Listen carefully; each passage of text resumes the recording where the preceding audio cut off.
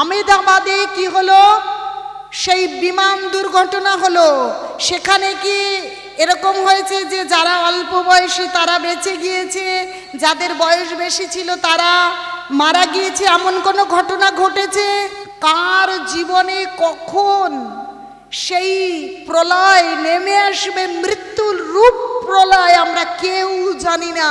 তাই বয়স হলো কি হলো না, মৃত্যু এসে গেল, তাহলে হরিনাম ছাড়াই চলে গেলাম, তাহলে এই জীবনের কোনো মূল্য নেই। কুকুর বেড়াল বাঘ সিংহের সমান হয়ে গেল হরিনাম ছাড়া যদি চলে যায়। কারণ অনেক কষ্ট করে, অনেক ভগবানের কৃপায় লক্ষ লক্ষ জনি ভেদ করে তারপরে এই মানব জীবন পেলাম ধর্ম করবার জন্য, কিন্তু ভগবানের নাম ছাড়াই চলে গেলাম। তাই কোনো অজুহাত দেখাবেন না।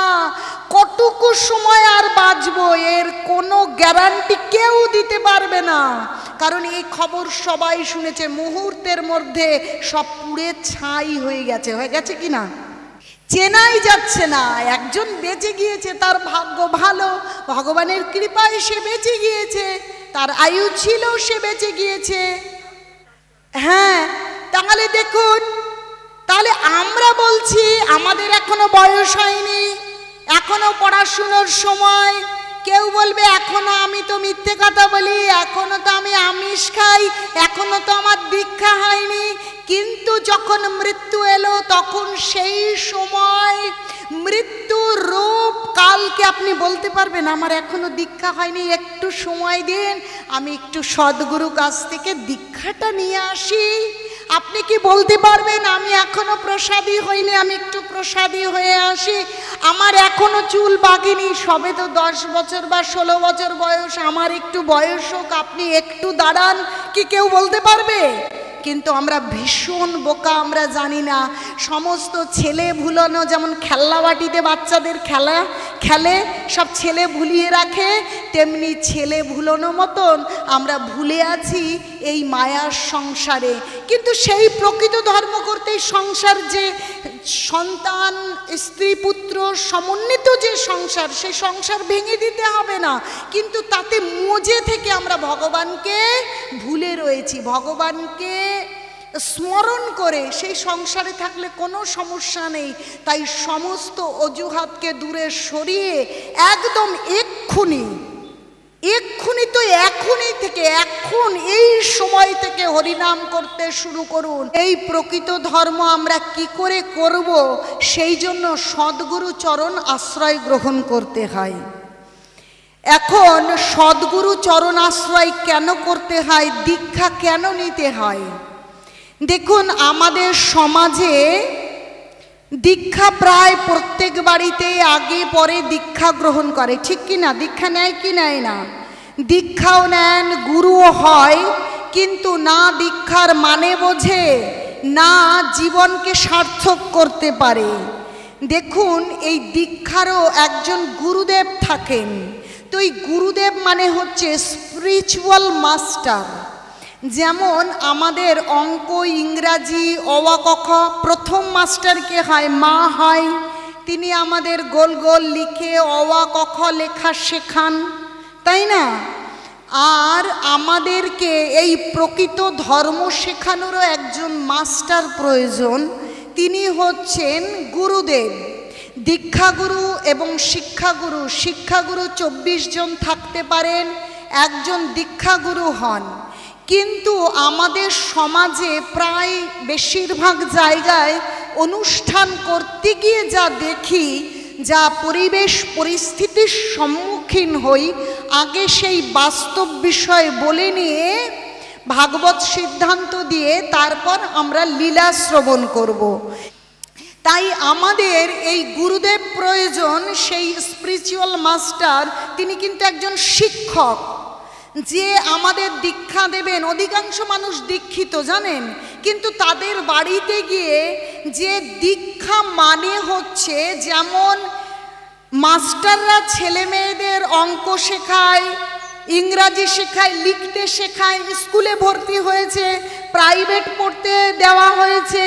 এখন আপনার বাড়ির ছেলে মেয়েকে আপনারা পড়তে পাঠিয়েছেন, প্রাইভেট মাস্টারের কাছে দিয়েছেন, স্কুলে ভর্তি করেছেন, পড়াশোনা হয়ে যাচ্ছে, 4-5 বছর হয়ে গেছে, কিন্তু গিয়ে দেখা যাচ্ছে ওই যে ইন্সপেকশনে আসে তারা এসে দেখছে যে না অ আ ক খ লিখতে পারে, না নিজের নাম লিখতে পারে, না বাবার নাম, না ঠিকানা। তার মানে কি, তখন সেই স্কুলের মাস্টারকে যে ইন্সপেক্টর আসবে সে এসে ধরবে কি ধরবে না? এই কি শিখিয়েছো? তোমার স্কুলের ছেলেমেয়েরা না নাম লিখতে পারে, না বাবার নাম লিখতে পারে, না ঠিকানা লিখতে পারে, এ কিরকম? তাহলে তোমার শিক্ষায় গলদ আছে, তাহলে তোমরা ঠিক মতন স্কুলে পড়াশোনা করাচ্ছ না। আগেকার দিনে এখনো আছে নাম কেউ আসতে, কারণ এখন তো কলিযুগ এসে গিয়েছে। তাহলে চিন্তা করে দেখুন সেই স্কুলগুলোতে এরকম আসতো কি আসতো না? এরকম পরীক্ষা করতে পরীক্ষকরা আসতো কি আসতো না? তাহলে দেখুন, এই সমাজ জীবনে আমাদের পারমার্থিক মাস্টার হচ্ছে আমাদের গুরুদেব। তাহলে তাদের কাছ থেকে আমরা শিক্ষা দীক্ষা গ্রহণ করি। তাহলে তারা আমাদের কি বিষয় শেখাবেন? তিনি কিন্তু পড়াশোনার গুরুদেব না, তিনি কিসের গুরুদেব? তিনি হচ্ছেন আমাদেরকে ধর্ম শেখাবেন, স্পিরিচুয়াল মাস্টার, মানে আমাদের পারমার্থিক মাস্টার। তাহলে তিনি আমাদের শেখাবেন যে কি করে আমাদের মানব জীবন সার্থক হবে, আমাদের বাড়ি কি করে দোতলা হবে, মেয়ের কি করে বিয়ে হবে, শরীর কিভাবে সুস্থ থাকবে সেটা নিয়ে তিনি মাথা ঘামাবেন না। কি করে তার বাড়িতে আরও বেশি ইনকাম হবে, আরও ফ্রিজ হবে, গাড়ি হবে, এসব নয়। কি করে আত্মিক উন্নতি, পারমার্থিক কল্যাণ, প্রকৃত বুদ্ধি আসবে, যে কৃষ্ণ কেন্দ্রিক জীবন তৈরি করতে হবে, ভগবানের ভজনা করতে হবে। যদি ভগবানের ভজনা না করি, প্রকৃত ধর্ম না করি, তাহলে তো পশু পাখি আর মানব জীবনের মধ্যে কোনো তফাৎ রইল না। তিনি সেটা শেখাবেন, আর সেটা শেখালে আমরা আস্তে আস্তে ভগবানমুখী হব। আর ভগবানমুখী হলেই না ভগবানের সঙ্গে আমাদের একটা যোগাযোগ তৈরি হবে। ভগবানের সঙ্গে যদি স্কুল, মাস্টার, পরীক্ষা এসবের সঙ্গে যোগাযোগ বিধান না হয়, একটা বাচ্চা কি মাধ্যমিক পাস, উচ্চ মাধ্যমিক পাস করতে পারে? আসলে তার শিক্ষার তো কোনো উন্নতি হয় না। তাহলে একজন গুরুদেব আস্তে আস্তে তিনি যাকে দীক্ষা দেবেন, আগে তাকে শেখাবেন যে যেমন প্রত্যেক দিন আমাদের ভাত তরকারি, ডাল রুটি তরকারি খেতে হয়, তেমনি প্রত্যেক দিন পারমার্থিক কিছু কর্ম করতে হয়। এরকম অনুষ্ঠান বা নামযজ্ঞ এমন কোনো বিষয় না, ধর্ম এরকম কোনো বিষয় নয় যে বছরে একদিন করব। কিন্তু বিষয়টা এরকম হয়ে গিয়েছে, তাই না বললে তো কোনো উপায় নেই যে ধর্মটা এরকম, বাড়িতে বছরে একদিন বা দুদিন অনুষ্ঠান হবে, সেই সময়টায় ধর্ম হবে, সেই সময়টায় খুঁজে টুজে সব বের করা হবে, গুরুদেবরা আসবেন, করবেন। তাহলে আমি কি শিখলাম? যদি পরীক্ষার খাতায় আমাকে পরীক্ষা দিতে হয় না, যিনি আমাকে অঙ্ক শিখিয়েছেন তিনি গিয়ে পরীক্ষা দিয়ে আসেন।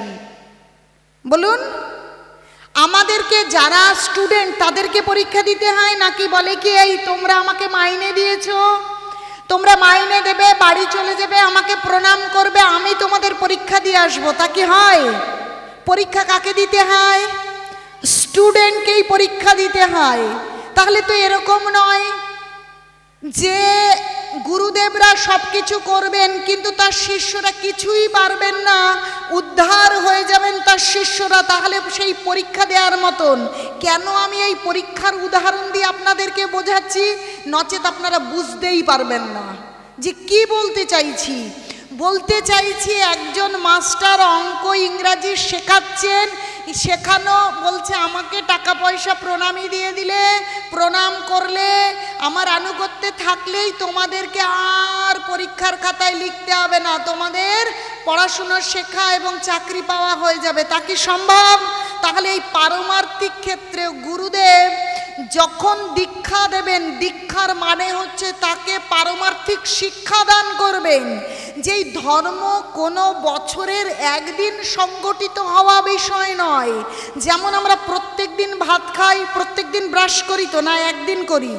আজকে ব্রাশ করলে আবার কালকে করতে হয়, তাই তো? আবার আজকে ঘর উঠোন ঝাড় দিলে আবার কালকে ঝাড় দিতে হয়। তেমনি ধর্মটাও এরকম একটা বিষয় যেটা প্রত্যেক দিন নিয়মিত আমাদের ভগবানের চরণে প্রপত্তি গ্রহণ করতে হয়। তাই গীতায় ভগবান বলছেন যজ্ঞ দান তপ শৌচং কার্যমেব তৎ। যজ্ঞ দান তপ কর্ম ন ত্যাজ্যং কার্যমেব তৎ। যজ্ঞ দান তপস্যৈব পাবনানি মনীষিণাম। যজ্ঞ না দান তপস্যা কখনো ত্যাগ করবার জিনিস নয়। এই যজ্ঞ দান এবং তপস্যা আমাদেরকে চালিয়ে যেতে হবে। এই যজ্ঞ দান তপস্যা একজন মুনিকে পর্যন্ত পবিত্র করে। তো আমরা তো সাধারণ মানুষ, তাহলে আপনাদেরকে কি শিখতে হবে? অন্তত ভগবানকে কোথায় রাখতে হয় এটাও শিখতে হবে। আমি প্রত্যেক বাড়িতে গিয়ে দেখি, বেশিরভাগ নামযজ্ঞ অনুষ্ঠানে গিয়ে দেখি যে ভগবানকে মাটির কাছাকাছি রাখা হয়েছে আর চারপাশ দিয়ে চেয়ার দেয়া হয়েছে বসতে। চিন্তা করে দেখুন তো, যিনি ভগবান তিনি এই বিশ্ব ব্রহ্মাণ্ডের মালিক, জগতের নাথ জগন্নাথ তিনি মালিক, আর আমরা হলাম ভৃত্য দাসের অনু দাস। তাহলে আমরা যখন চেয়ারে বসি আমাদের পাটা কোথায়? আর আমাদের পায়ের সমতলে ভগবানকে রেখে দেওয়া হয়। বলুন তো এটা কি সঠিক শিক্ষা না শিক্ষা নয়? কি ঠিক কি ভুল? তাহলে প্রথম বিষয়, শিষ্যকে দীক্ষা মানে কি? তাকে যদি কৃষ্ণ সম্বন্ধীয় জ্ঞান প্রদান না করা যায় তাহলে নামকে ওয়াস্তে দীক্ষার কোনো মূল্য নেই, কোনো ভ্যালু নেই, কোনো ভ্যালু নেই। একটা কুকুর বেড়াল ছাগলের কানে হরে কৃষ্ণ বললে যে মূল্য, একটা মানুষের কানেও এই মন্ত্র দিয়ে দিলে সেই মূল্য, যদি প্রকৃত শিক্ষাই না প্রদান করে, কিছুই জানে না, হরিনাম করে না, একাদশী তিথি পালন করে না, ভগবানকে পায়ের তলায় বসিয়ে রাখে। কিসের দীক্ষাটা? কিসের দীক্ষা? কিসের দীক্ষিত? জিজ্ঞেস করব, দেখবেন আপনারা সবাই বেশিরভাগ বলবেন আমাদের দীক্ষা হয়ে গিয়েছে। মাতাজি আমাদের দীক্ষা হয়ে গিয়েছে, ঠিক কি না? কিন্তু ভগবানকে কোথায় রাখতে হয়? প্রায় বাড়িতে নিজেরা খাটে ঘুমোচ্ছে, আর ভগবান কোথায়? ভগবানের সিংহাসন কোথায়? মাতাজি কোথায়? নিচে। তাহলে আমরা খাটে ঘুমোচ্ছি, কেউ এসেও বিছানায় বসছে, চেয়ারে বসছে, তাহলে আমরা খাটে তাহলে 2.5 হাত অন্তত 2 হাত বা 1.5 হাত উপরে আমরা আছি, তাহলে ভগবান আমাদের তলায় না, আমরা ভগবানের নিচে। আচ্ছা বলুন তো, ভগবানের কথা ছেড়ে দিন, আপনাদের বাড়ির মালিক ধরুন কারো শ্বশুর মশাই, কারো বাবা, কারো স্বামী মালিক, তা সে মাটিতে বসে থাকবে আর আপনি চেয়ারের ওপর পা তুলে বসবেন, আপনি বৌমা, দেখবেন তো সেই বাড়ির পরিবেশ কি তৈরি হয়? কি বলুন তো, সেটা কি স্বাভাবিক হয়? তাহলে এই সাধারণ জ্ঞানটুকু বলছে অজ্ঞান তিমিরান্ধস্য জ্ঞানাঞ্জন শলাকয়া চক্ষুরুন্মীলিতং যেন তস্मै শ্রী গুরুবে নমঃ। কথাটার মানে কি?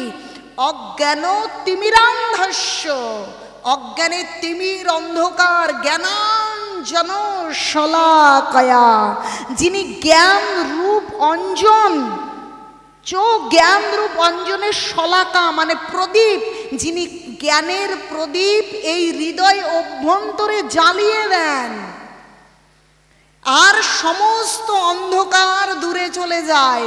তাহলে যিনি এই অন্ধকার দূরীভূত করবেন, তা দূর করবার জন্য প্রথমে তো এইভাবে কি অন্তত দেশলাই বা একটা সলতে বা একটু ঘি বা একটু তেল তো এক জায়গায় আনতে হবে, তারপরেই না প্রদীপ জ্বলবে। তাহলে আদি গোবিন্দ জগন্নাথ জগতের নাথ, তিনি শুধু পরিবারের মালিক নয়, এই বিশ্ব ব্রহ্মাণ্ডের, আবার শুধু এই বিশ্ব ব্রহ্মাণ্ডের নয়, বলছে জন্মাদস্য যত হম্বায়াদি তরতাস্বার্থে সবিজ্ঞ সরাট। বলছে জন্মাদস্য মানে জন্ম, সৃষ্টি স্থিতি প্রলয়, যত হম্বায়াদি, যত বিশ্ব ব্রহ্মাণ্ড আছে, এই সমস্ত বিশ্ব ব্রহ্মাণ্ডের মালিক হচ্ছেন অনাদির আদি কৃষ্ণ।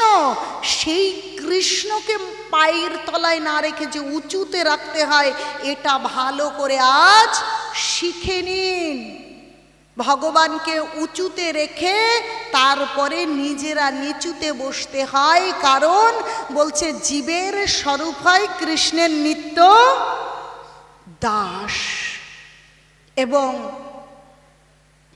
এইভাবে করে একটু একটু করে শেখাবেন আমাদেরকে গুরুদেব, যে প্রত্যেক দিন হরিনাম করতে হবে। বছরে একদিন নাম যজ্ঞ অনুষ্ঠান দিলে কি করে হবে? তাহলে বছরে একদিন খাওয়া দাওয়া করুন, একদিন অন্ন খাবেন, আর সারা বছর খাবেন না, তাহলে কেমন হবে? কি বেঁচে থাকবেন? হবে? তাহলে ধর্ম কি করে একদিন করলে হয়? তাহলে প্রত্যেক দিন ধর্ম করতে হবে। বলছে কৃষ্ণ গুরু রূপ ধরি শিষ্যরে করেন কৃপা। তাহলে কৃষ্ণ গুরু রূপে আসেন, তাহলে স্বয়ং কৃষ্ণই কলিযুগে গৌরাঙ্গ মহাপ্রভু রূপে আসলেন। বলছেন ব্রজেন্দ্র নন্দন যেই শচীসুত হলো সেই বলরাম হইল নিতাই। সেই ব্রজেন্দ্র নন্দন বলছে হরিনাম করো, হরিনাম করো, হরে কৃষ্ণ কৃষ্ণ কৃষ্ণ হরে হরে, হরে রাম রাম রাম হরে হরে। প্রভু কহে কহিলাম এই মহামন্ত্র, ইহা জপ গিয়া করিয়া নির্বন্ধ। নাম হইতে সর্বসিদ্ধি হইবে সবার, সর্বক্ষণ বলইতে বিধি নাহি আর। বলছে ইহা জপ গিয়া করিয়া নির্বন্ধ। জপমালায় জপ করুন, ভগবানের নাম করুন, যখন সময় আছে জপমালাই করুন, যখন হাতে কাজ আছে মনের অভ্যন্তরে করুন, অবিরাম ভগবানের নাম করুন, আবার জপমালায় জপ করুন। তাহলে নিরন্তর ভগবানের নাম করবার জন্য যেখানে গৌরাঙ্গ মহাপ্রভু স্বয়ং কৃষ্ণ তিনি আমাদেরকে বললেন, তাহলে কৃষ্ণ গুরু রূপ ধরি, তাহলে কৃষ্ণ থেকে গুরু বেরিয়ে এসে আমাদের শেখাচ্ছেন। তাহলে গুরু আমাদেরকে বলবেন না বাবা, শুধু বছরে একবার নাম যজ্ঞ নয়, বছরের প্রত্যেকটা দিন হরিনাম করো, ভগবানের নাম করো, ভগবানের নাম করো। হরের নাম হরের নাম হরের নাম ইব কেবলম কলৌ নাস্তব্য নাস্তব্য নাস্তব্য গতির অন্যথা। তিনবার বললেন গতি নেই, গতি নেই, গতি নেই। হরিনাম করো, হরিনাম করো, হরিনাম করো। তাহলে প্রত্যেক দিন হরিনাম করতে হবে। তাহলে একদিন হরিনাম করলে কি হবে? ধর্ম করতে গেলে প্রত্যেক দিন হরিনাম করতে হবে। বলছে নামাশ্রয় করি যতনে তুমি থাকো হো আপন কাজে। নামকে আশ্রয় করতে হবে। তাই নাম যজ্ঞ কেবল বছরের একদিন নয়, প্রত্যেক দিন যজ্ঞ করতে হবে। সেটা কিসের যজ্ঞ? নামের যজ্ঞ। আর কি বলছে? যে তপস্যা একাদশী ব্রত পালন করতে হবে। এই কলিযুগে শ্রেষ্ঠ ব্রত একাদশী ব্রত। আপনারা একাদশী ব্রত পালন করবেন। যাদের দীক্ষা হয়েছে, দীক্ষা হয়নি, যারা এখনো আমিষ খাচ্ছেন, কেউ খাচ্ছেন না, সমস্ত বাজ বিচারের ঊর্ধ্বে উঠে আপনারা হরিনাম করতে শুরু করুন, না হলে পালানোর পথ পাবেন না। পালানোর পথ নেই কোনো। বলছে যম আছে পিছে, কোথায় পালাবেন? যম পিছে পিছে দৌড়চ্ছে।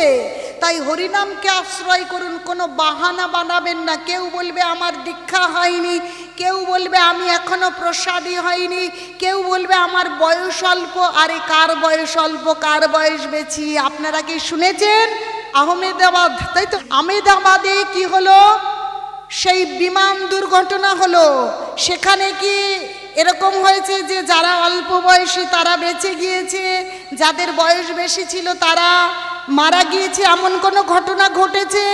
কার জীবনে কখন সেই প্রলয় নেমে আসবে, মৃত্যুর রূপ প্রলয় আমরা কেউ জানি না। তাই বয়স হলো কি হলো না, মৃত্যু এসে গেল, তাহলে হরিনাম ছাড়াই চলে গেলাম, তাহলে এই জীবনের কোনো মূল্য নেই। কুকুর বেড়াল বাঘ সিংহের সমান হয়ে গেল হরিনাম ছাড়া যদি চলে যায়। কারণ অনেক কষ্ট করে, অনেক ভগবানের কৃপায় লক্ষ লক্ষ জনি ভেদ করে তারপরে এই মানব জীবন পেলাম ধর্ম করবার জন্য, কিন্তু ভগবানের নাম ছাড়াই চলে গেলাম। তাই কোনো অজুহাত দেখাবেন না। কতটুকু সময় আর বাঁচবো এর কোনো গ্যারান্টি কেউ দিতে পারবে না। কারণ এই খবর সবাই শুনেছে, মুহূর্তের মধ্যে সব পুড়ে ছাই হয়ে গেছে কি না, চেনাই যাচ্ছে না। একজন বেঁচে গিয়েছে, তার ভাগ্য ভালো, ভগবানের কৃপায় সে বেঁচে গিয়েছে, তার আয়ু ছিল, সে বেঁচে গিয়েছে। হ্যাঁ, তাহলে দেখুন, তাহলে আমরা বলছি আমাদের এখনো বয়স হয়নি, এখনো পড়াশুনোর সময়। কেউ বলবে এখনো আমি তো মিথ্যে কথা বলি, এখনো তো আমি আমিষ খাই, এখনো তো আমার দীক্ষা হয়নি। কিন্তু যখন মৃত্যু এলো তখন সেই সময় মৃত্যুর রূপ কালকে আপনি বলতে পারবেন আমার এখনো দীক্ষা হয়নি, একটু সময় দিন, আমি একটু সদ্গুরু কাছ থেকে দীক্ষাটা নিয়ে আসি। আপনি কি বলতে পারবেন আমি এখনো প্রসাদী হইনি, আমি একটু প্রসাদী হয়ে আসি, আমার এখনো চুল পাকেনি, সবে তো 10 বছর বা 16 বছর বয়স, আমার একটু বয়স হোক, আপনি একটু দাঁড়ান, কি কেউ বলতে পারবে? কিন্তু আমরা ভীষণ বোকা, আমরা জানি না। সমস্ত ছেলে ভুলানো, যেমন খেলনাবাটিতে বাচ্চাদের খেলে সব ছেলে ভুলিয়ে রাখে, তেমনি ছেলে ভুলানো মতন আমরা ভুলে আছি এই মায়ার সংসারে। কিন্তু সেই প্রকৃত ধর্ম করতে সংসার, যে সন্তান স্ত্রী পুত্র সমন্বিত যে সংসার, সেই সংসার ভেঙে দিতে হবে না, কিন্তু তাতে মজে থেকে আমরা ভগবানকে ভুলে রয়েছি। ভগবানকে স্মরণ করে সেই সংসারে থাকলে কোনো সমস্যা নেই। তাই সমস্ত অজুহাতকে দূরে সরিয়ে একদম এক্ষুনি তো এখনই থেকে, এখন এই সময় থেকে হরিনাম করতে শুরু করুন। যে আমরা যেটুকু সময় পাবো অন্তত 1 মালা বা 2 মালা আমরা মালায় জপ করব। দীক্ষা হোক বা না হোক, শাস্ত্র বলছে দীক্ষা পুরুষ চর্চা বিধি অপেক্ষা না করে, জিহ্বা স্পর্শে আচণ্ডাল সবারে উদ্ধারে। তাই বয়স ছোট বয়স বেশি, শূদ্র ব্রাহ্মণ, ধনী দরিদ্র, সমস্ত জাতি ধর্ম বর্ণ ধনী দরিদ্র নির্বিশেষে সকলে ভগবানের নাম করুন।